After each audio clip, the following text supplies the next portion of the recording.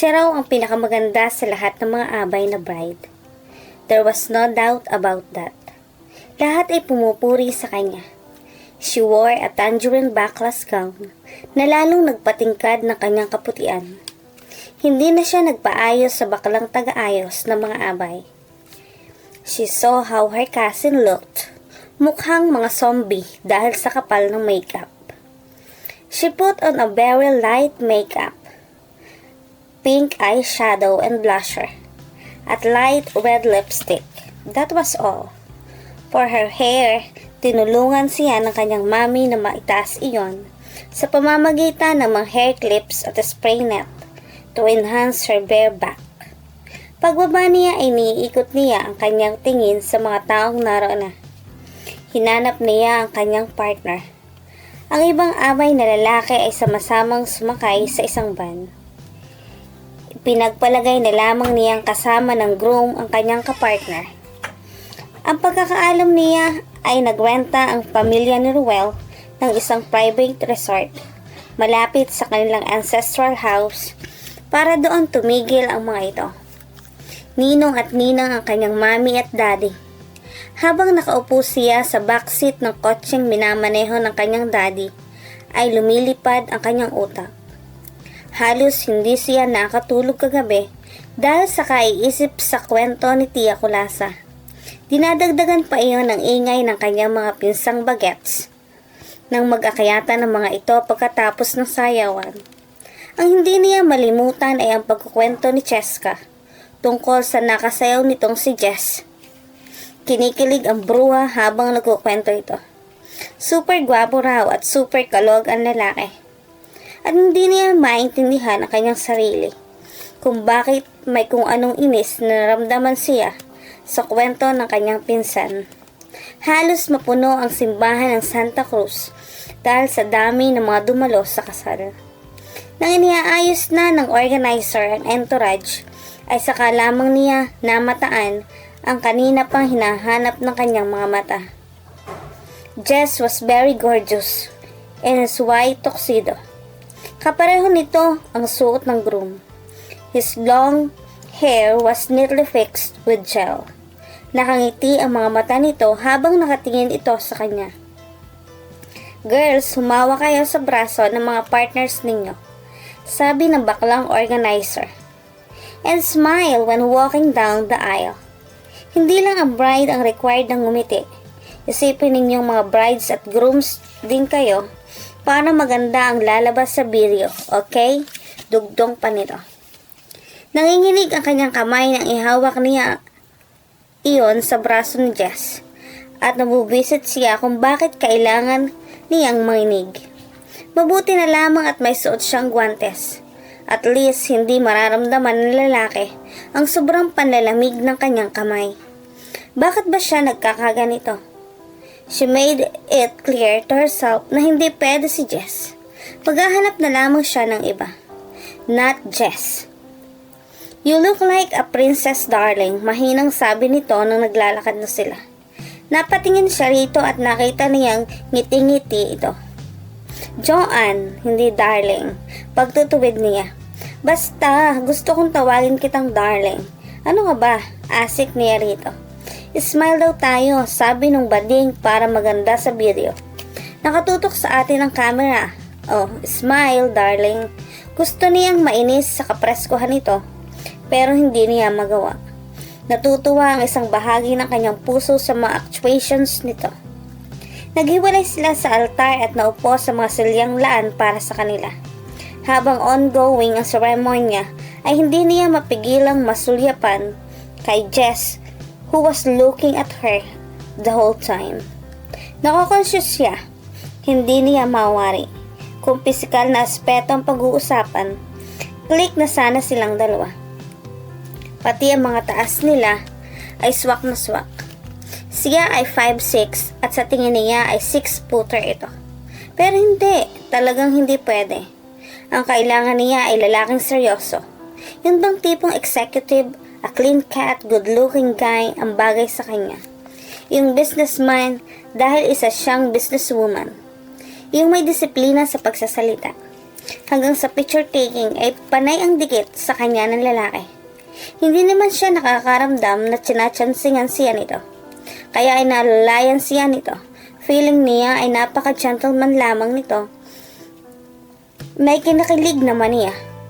Bilang maid of honor at best man, sila ang nagpapirma ng marriage contract sa mga ninong at ninang. Napakunot ang kanyang noon nang makita niyang nagpakuha ito ng picture sa gilid ng simbahan na kasama si Cheska. Nakaakba ito sa kanyang pinsan. Sa tingin niya ay kilig na kilig ang huli. Sa loob-loob niya, mas bagay ang mga ito. 22 si Cheska. Graduating na sa college. Maganda rin ito at sexy. Nag-OJT na nga ito sa PAL bilang flight stewardess. Sa reception ay halos walang patid ang kainan. Nakatuon ang pansin ng lahat sa mga bagong kasal. Habang naghihiwa ng cake, umiinom, nagpapalipad ng kalapate. Ilang saglit pa ay tinawag na ang mga kadalagahan para saluhin ang ihahagis na bouquet ng bride. Alanganin siyang sumali. She felt awkward dahil siya ang pinakamatanda sa mga naroon. Nangako siya sa kanyang sariling huling pag-abay na niya yon. Tatanggihan na niya ang mga susunod na imbitasyon. Sa susunod na magsusuot siya ng gown at lalakad sa aisle, siya na ang bride. Iyon ay kung magkaka-boyfriend siya at ikakasal sila before she reached 30. Ngayon ay talagang nagdulot na ng pangamba sa kanyang puso ang sinabi ng kanyang mga tiyo at tiya. Ang kasabihan kung sino raw ang makasasalo ng bouquet ng bride ay siyang susunod na ikakasal. Sa dami ng mga dinaluhan niyang kasal, hindi na rin niya mabilang kung ilang beses na siyang makasalo ng bouquet. Bakit hanggang ngayon ay single pa rin siya? Ni wala nga siyang boyfriend. Sino ba ang dapat sisihin?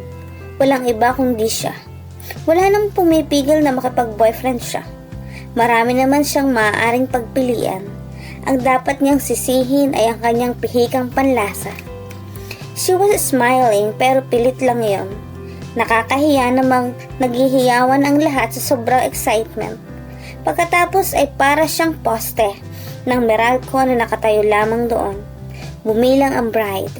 1, 2, 3. Kapag 1 ay patalikod na inihagis nito ang hawak nitong bouquet. Nagtitili si Cheska. Ito ang nakasalo ng bouquet. Sumunod naman ay ang garter ang ihahagis sa mga hilerang abay na lalaki at mga guests na binata.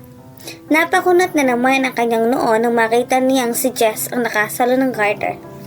Mukha nga yatang pinagtiap ng tadhana ito at ang kanyang pinsan. Kung bakit may bahagyang kirot na naramdaman siya sa kanyang puso ay hindi niya maintindihan, pero pilit na binabaliwala niya iyon. Ayaw niyang makita ang mga sunod-sunod na nagaganap, kaya nagkunwari siyang gumagamit ng banyo. Alam niyang magkikis ang lalaki sa kanyang pinsan, at kung bakit ayaw niyang masaksihan iyon ay hindi niya alam. Pagsulyap niya ay nakita niya kung gaano kinikilig ang kanyang pinsan. Halos mahiwa ang labi nito sa pagkakangiti nito. Sinamantala niya ang pagkakataong nagkakasingahan ang lahat para makaalis siya. Hindi naman siguro mapapansin ang kawalan niya dahil tapos na ang kanyang role bilang maid of honor. Nagtungo siya sa kabahayan. Doon ay walang tao. Lumampas siya sa living room at tinungo niya ang lanay sa likod ng bahay. Narinig niya ang mga sigawan sa labas. Kiss! Kiss! Maya-maya ay natapos ang sigawan. Hindi pa rin siya lumalabas. Naupo lang siya sa upuang ratan na naroon. Ano bang nangyayari sa kanya? 2 days ago sa Manila, bago sila pumunta rito sa kasalan, her life was very normal. Wala siyang iniisip kundi negosyo. Pagkatapos ngayon, nagulo bigla ang kanyang mundo dahil sa sinabi ng kanyang mga tiyahin at tiyuhin.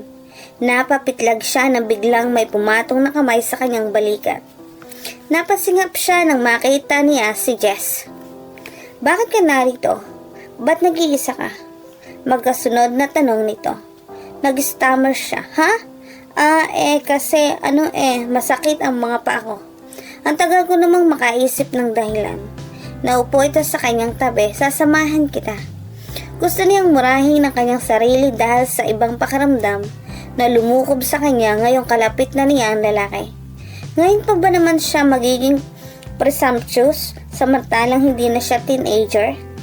Nasa marrying age na siya. Hindi na siya dapat kinikilig sa simpleng pagkadaitin ng kanyang braso sa isang gwapong lalaki. Pero bakit ganun ang nararamdaman niya? Baka hanapin ka na sa labas. Biglang sabi niya para mawala ang uneasiness na nararamdaman niya. Hindi naman ako ang groom para hanapin nila, sagot nito. He was looking at her intensely. Iniba niya ang direksyon ng kanyang tingin. Hindi niya kayang salubungin ang titig nito. And why the hell he was here? Hindi ba at kalandian nito? Kagabi si Cheska at kanina lang ay nagsalimbayan ang tawanan ng mga ito sa ere. Baka naman gusto nitong tuhugin silang magpinsan. When are you going back to Manila? Tanong nito. Later this afternoon, can I have your number para matawagan kita? Pumitlag ang kanyang puso pero pinigilan niya ang sariling ipahalata ang kanyang excitement. Hindi bagay sa edad niya ang ma-excite. Bakit? Lahat ba ng bagay kailangan ng explanation?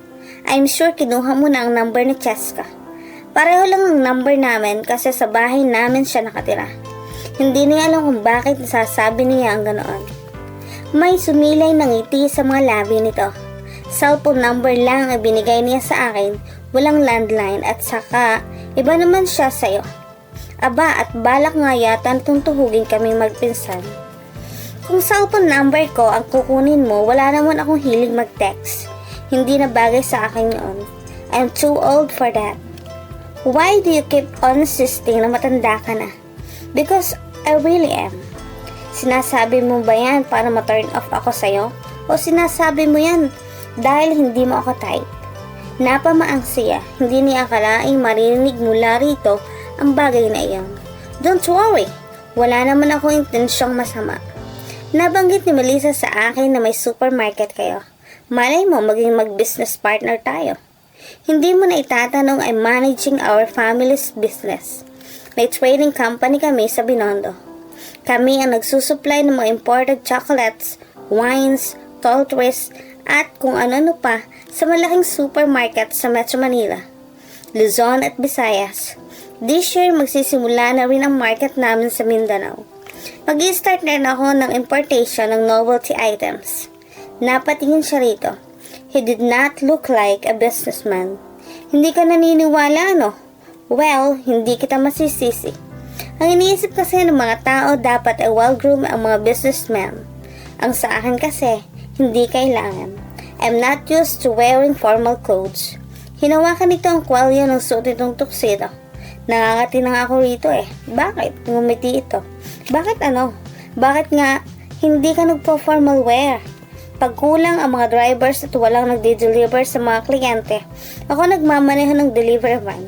Alam nga naman kasing nag-drive ako naka-coat and tie. Kaya hayun, nasanay na lang akong naka-ragged. Bigla tuloy siyang na-amaze dito.